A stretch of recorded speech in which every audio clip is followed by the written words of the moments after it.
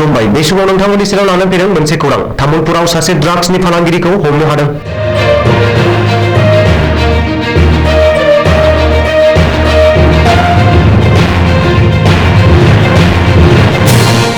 तामुलपुर जिल्लायाव ड्राग्सनि फालांगिरिजों लोब्बा थानाय सासे सुबुंखौ हमनो हादों।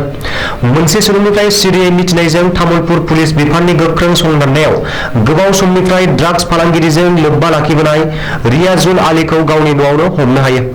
आयेन बेरेखा फालांगिरिजों लोगोसे ड्राग्सनि फालांगिरिजों लोब्बा थानाय रियाजुल आलीनि नखरनिफ्राय पुलिसनि हरखाबै संदाननायाव दोनखोमानाय 7.22 ग्राम हेर'इनजों लोगोसेनो नोगोद 35,000 रां, गंसे एल्ट' गारि, गंनै मटर साइकेल आरो गंसे ट्रेक्टरखौ तामुलपुर पुलिस बिफाना जब्द खालामो। बेनि सायाव गोख्रों नायबिजिरनायखौ जागायो होननानै फोरमायथियो।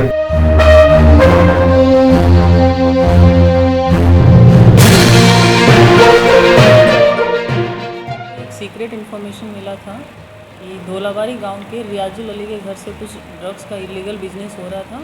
उसी चीज़ के लिए लेके एडिशनल एसपी हेडक्वार्टर के नेतृत्व में एक टीम का गठन किया गया और उस टीम ने अर्ली मॉर्निंग रियाजुल अली के घर में रेड किया।